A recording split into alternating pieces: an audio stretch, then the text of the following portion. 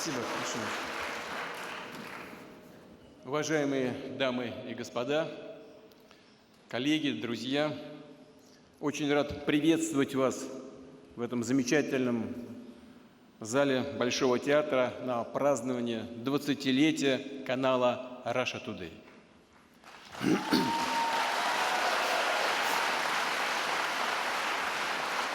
Сегодня поздравляю с юбилеем всех, кто работал и работает на телеканале. И, конечно, Маргариту Симонян, вашего лидера, бессменного главного редактора.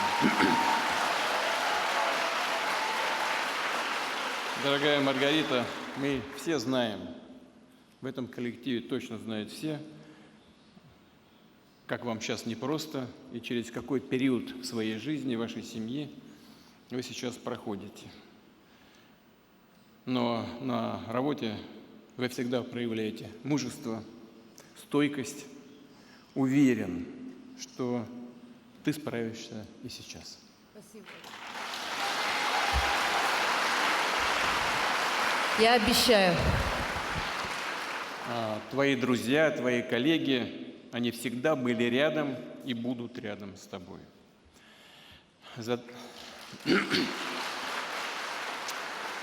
За 20 лет в сфере медиа прошло много событий. Это целая эпоха.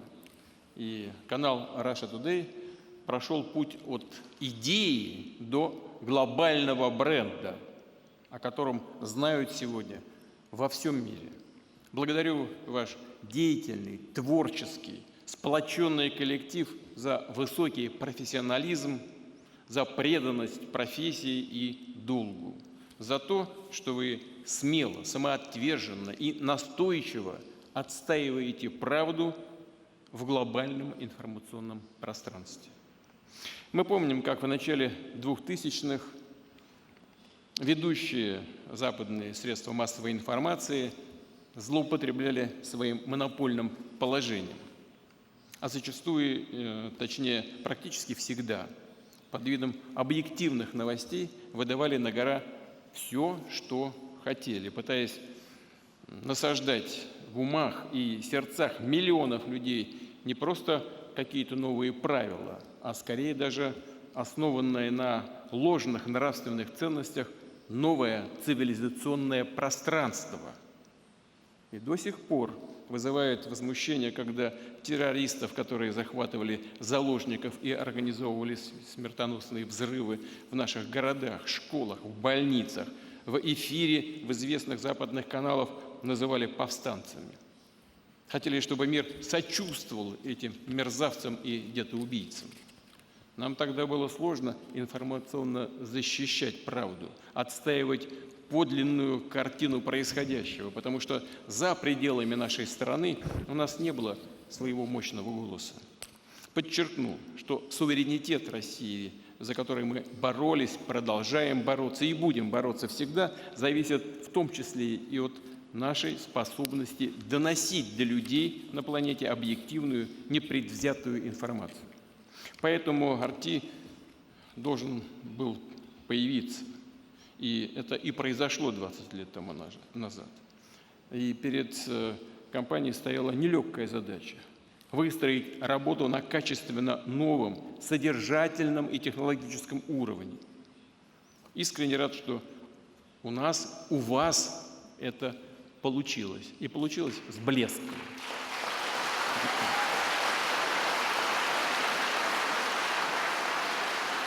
Миллионы граждан в разных странах вам поверили. Более того, оказалось, что есть огромный спрос на новости, которые отличаются от заезженной пропаганды, которая сегодня, если по-честному, мало чем отличается от хорошо многим в этом зале находящимся, от хорошо нам известных штампов пропаганды советской, еще советских времен. Вот так и работают. Именно поэтому, думаю, настоящие профессионалы, в том числе из Соединенных Штатов Америки, стран Европы, всех континентов, захотели с вами сотрудничать. И не просто сотрудничать, а работать.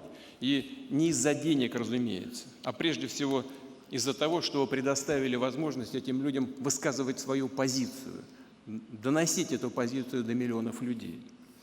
Вот именно поэтому мы увидели в числе ведущих RT легендарного основателя Wikileaks Джулиана Ассанжа, мировую звезду телевидения Ларри Кинга, президента Эквадора Рафаэля Коррера и многих-многих других.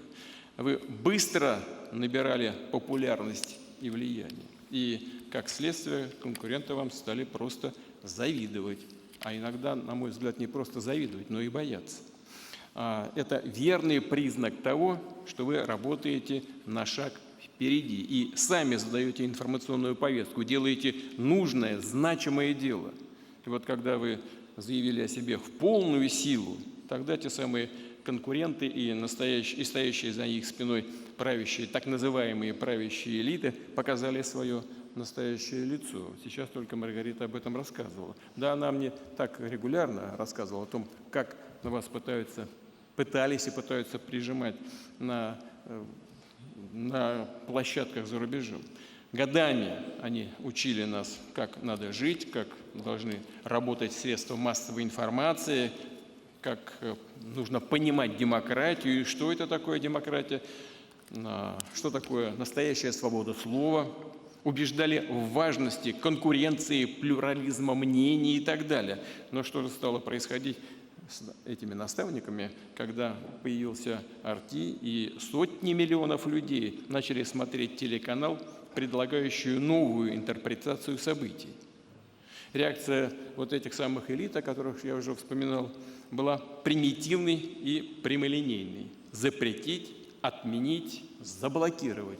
Вы знаете, я, когда работал еще директором Федеральной службы безопасности в России, уже тогда пытался даже в таком ведомстве, как ФСБ, отменить подобный стиль работы. Говорил, что надо работать тоньше, надо убеждать, надо купировать угрозы другими средствами, а не тем, что у нас когда-то еще во времена Советского Союза называли «хватать и не пущать». Вот мы сейчас видим, что именно так и происходит, к сожалению, в информационной сфере, в отношении вас, в отношении вашего канала.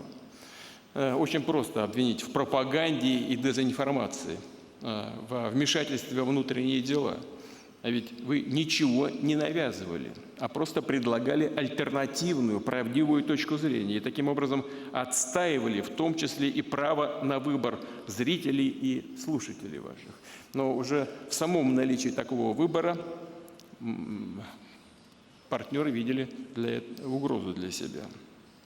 И за годы становления RT вы искренне пытались выстраивать и выстроили именно такие партнерские отношения с аудиторией. И вам это тоже удалось. Но любой монополии рано или поздно, безусловно, приходит конец, вне зависимости от того, сколько платят за попытки их сохранить, эти монополии, те, кто вообще их содержит. Сегодня в набирающем силу многополярном мире нетерпимость к любой суверенной и независимой мысли не просто анахронизм. Это огромные препятствия для развития взаимопонимания и доверия между народами, которые необходимо всем нам. И это препятствие, так же, как и любые другие препятствия, безусловно, будет устранено. По-другому это невозможно. Уже 2 десятилетия, в том числе и благодаря RT, мы слышим целую палитру голосов со всей Земли. Жители Азии, Африки, Латинской Америки теперь с вашей помощью говорят без оглядки на одобрение бывших колониальных держав и бывших колониальных властей. Очень важно, что телеканал RT предоставляет свою площадку журналистам, ученым, экспертам со всего мира. И главное, люди разных взглядов, убеждений, национальностей, несмотря на запреты, технические препятствия, продолжают смотреть RT, читать ваши социальные сети. Даже сами представители западных элит признают, что аудитория в Russia Today больше, чем у их собственных телеканалов. Только за прошлый год общее количество просмотров проектов канала в социальных сетях достигло почти 24 миллиардов, а суммарная аудитория телеканала на платформах платного телевидения составляет почти миллиард зрителей. Внушает, эта цифра внушает уверенность в том, что и дальше все будет развиваться именно в таком ключе. Понятно почему. И в Европе, и в США, и в других странах граждане стремятся сохранить национальную культуру, память поколений, противостоять социальному неравенству, разрушению института семьи, посягательства на невинность детей. Все это созвучно позиции России по этим вопросам. И во многом, благодаря RT, в мире узнали, что наша страна твердо отстаивает традиционные ценности, является их оплотом в современной жизни, полной противоречий, конфликтов, разумеется, и вызовов. Причем мы никого не дискриминируем при этом, ничего не запрещаем, в том числе в тех сферах, о которых я говорил. Мы просто пытаемся отстаивать свою точку зрения, свой взгляд на современный мир и на его будущее. Уверен, что эта близость взглядов помогает людям на разных континентах поверить в себя, в свои силы и возможности.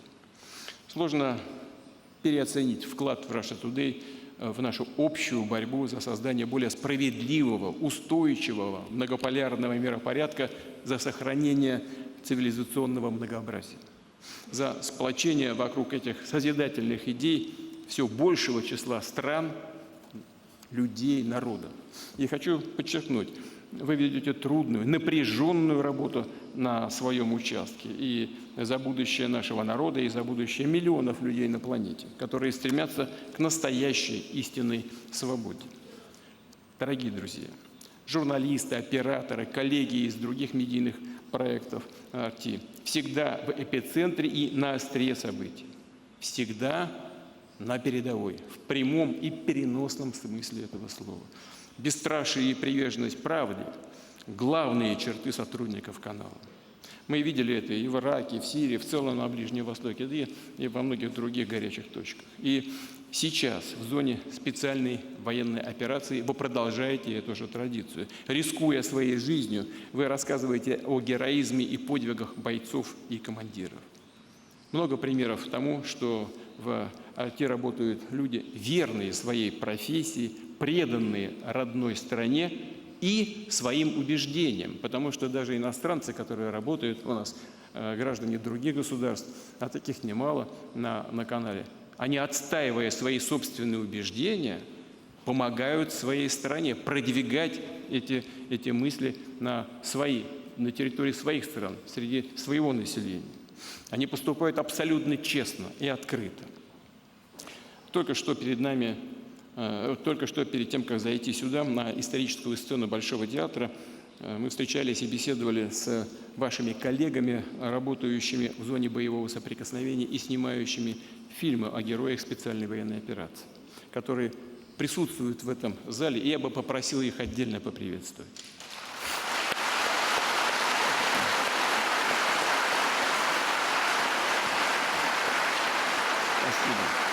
И на что обратил внимание и бойцы, которые пришли с передовой СВО, и журналисты, которые работают на канале, они выглядели как одна семья, потому что все они мужественные люди, героические люди, которые борются за свои убеждения. Вот в этом ценность вашей работы. Дорогие друзья,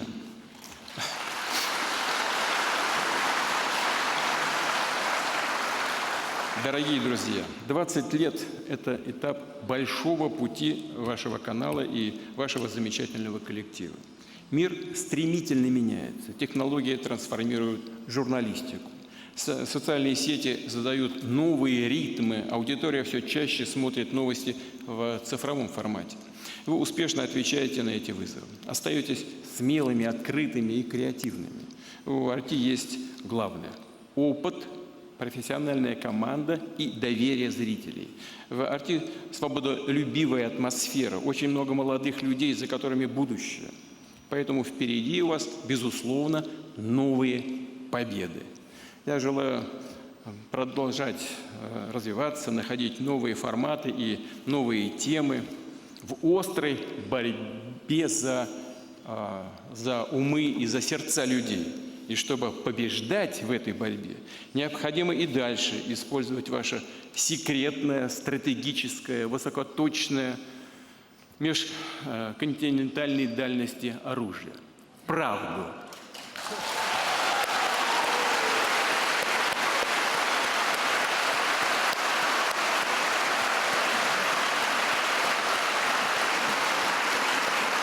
Голос правды, голос России должен звучать громко, уверенно и убедительно. С праздником! С днем рождения!